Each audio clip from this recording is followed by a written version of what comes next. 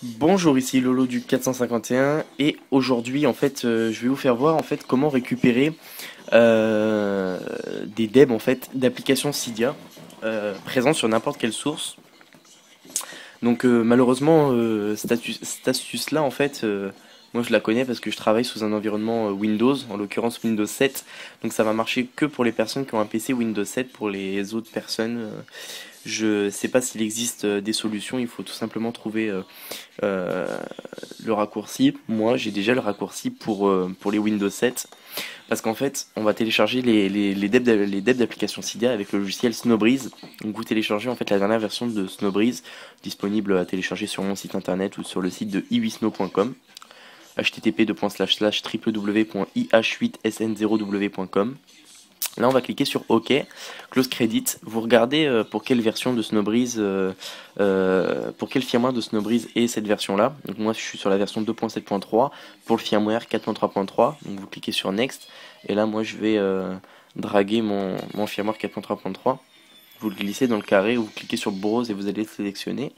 Ensuite, on attend qu'il nous fait Identifying IPSW. On va cliquer sur la petite flèche bleue ici. Juste remonter un petit peu le logiciel.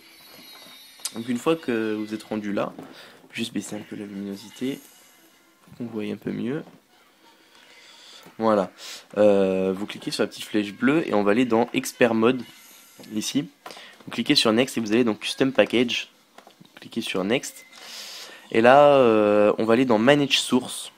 Là, vous ajoutez la source de repos.biteyouraapple.net et vous cliquez sur Add ici. Une fois que vous avez fait ça, vous allez dans Download Package et là vous allez là-dedans et vous sélectionnez repos.bitourapple.net. Vous faites refresh. Ça marche pour toutes les sources, hein, mais alors il y a des sources pour lesquelles ça marche pas parce qu'ils ont mis une protection, on ne peut pas télécharger leur deb.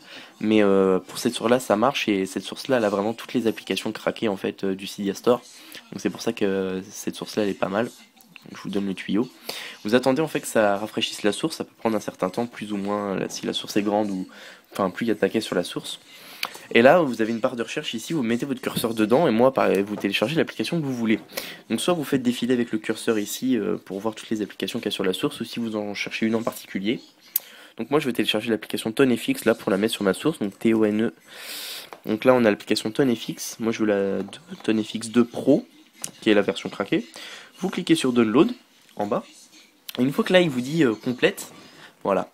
Là, tout ce que vous avez à faire, en fait, c'est dans la description de la... Alors, pas dans la description de la vidéo, mais sur mon site internet. Donc, vous allez sur mon site internet, en fait, jailbreakdevice.com. Pour ceux qui ne connaissent pas, il y a un lien dans la description de la vidéo. C'est un site internet, en fait, pour le jailbreak qui vous permet de vous tenir au courant de toute l'actualité en matière de jailbreak. Vous allez dans Téléchargement. Alors, dans l'onglet Téléchargement, ici, vous allez pouvoir télécharger la dernière version de Snowbreeze. En fait, à chaque fois qu'il y a une nouvelle mise à jour, moi, elle y est. Là, vous avez toutes les versions de Snowbreeze. Et vous allez tout en bas là, et vous cherchez, donc sûrement au fil du temps, je vais sûrement ajouter des choses, donc regardez bien dans la liste. En plus, vous pouvez trouver des choses qui peuvent vous intéresser. Et là, vous allez dans télécharger le raccourci Windows 7 pour les devs de Snowbreeze. On va cliquer sur télécharger, vous allez être redirigé vers multi-upload, vous cliquez sur direct download, ici. Et là, vous allez directement en fait télécharger le fichier en question, le fichier dont on a besoin. Donc vous laissez Snowbreeze ouvert. Là, une fois qu'il vous est dit complète, là, vous laissez bien Snowbreeze ouvert. Je vais vous expliquer pourquoi après. Donc là, je voudrais juste qu'il me télécharge mon truc. Jusque là, ça bug un petit peu. Il me dit Safari ne parvient pas à ouvrir la page. Je vais essayer de retenter le téléchargement. Si ça fonctionne pas, je vais m'en aller ailleurs. Donc si ça fonctionne pas, apparemment le lien que j'ai fait là, il fonctionne pas. On va aller sur Mega Upload. Vous allez sur Mega Upload. Mega Upload, il devrait fonctionner normalement. Voilà. Et là, on a deb.cydia.zip. Vous téléchargez ce fichier là, que je vous ai uploadé. Vous patientez les 40 secondes, je crois, à moins que ceux qui veulent payer un compte premium. Pour ceux qui ont déjà un compte chez Mega Upload, ça vaut pas la peine de payer un compte pour télécharger ça. Vous patientez les 40 secondes. Et on va télécharger le raccourci qui va nous permettre d'aller chercher en fait tout simplement les applications qu'on vient de télécharger avec Snowbreeze. Elles sont présentes à un endroit dans l'ordinateur. Je connais plus en fait Je connais plus l'emplacement exact. Donc ce que je vous ai fait, c'est que je vous ai uploadé directement le lien. Donc vous dézippez le lien et vous rentrez dans le lien et ça va vous ramener directement sur là où Snowbreeze stocke les deb. Donc vous cliquez sur téléchargement régulier. Là on va attendre un petit peu et là il me propose, vous faites enregistrer, le fichier il est vraiment pas gros, il va se télécharger tout de suite comme on peut le voir, voilà.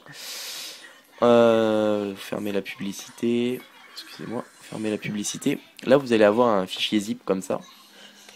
Donc ça on peut le fermer. Bien sûr vous laissez Snowbreeze ouvert sinon ça va tout foirer. Donc là vous cliquez sur tout simplement extract Hertz.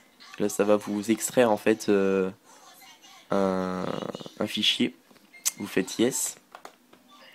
Et là vous allez avoir un nouveau raccourci sur votre bureau qui s'appellera Deb Custom. Vous entrez dedans. Et là vous aurez vos deb présents que vous venez de télécharger. Donc là il m'a téléchargé Burp Icon, qui est en fait la dépendance de l'application. Ça vous a téléchargé l'icône en fait de la source, mais ça on s'en fout.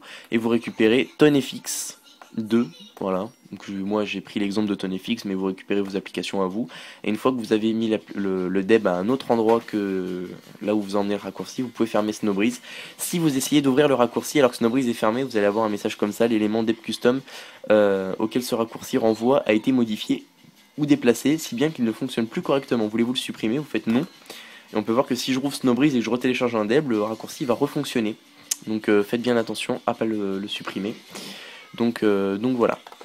Donc ça on peut le supprimer maintenant. Donc voilà, c'est ça, c'était Lolo du 451. Après les debs d'application, ça sert à quoi?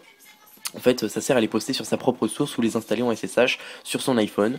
Donc je ferai une vidéo pour comment installer une application sur son iPhone ou iPod Touch en SSH. Et j'ai déjà fait la vidéo pour comment créer sa source Cydia. Donc regardez dans ma chaîne YouTube, vous allez trouver la vidéo créer sa source Cydia. Et ça permet de créer sa source Cydia sous n'importe quel système d'exploitation, puisque c'est une source que vous créez depuis un site internet qui est gratuit. Vous avez le droit de mettre jusqu'à 100 applications sur votre source. Donc voilà, c'est ça, c'était Lolo du 451. N'oubliez pas de visiter mon site internet jailbreakdevice.com. Vous pouvez également cliquer sur s'inscrire en haut, ce qui vous permettra de recevoir toutes mes prochaines vidéos de YouTube. Je vous remercie de m'avoir suivi et à bientôt pour une prochaine vidéo.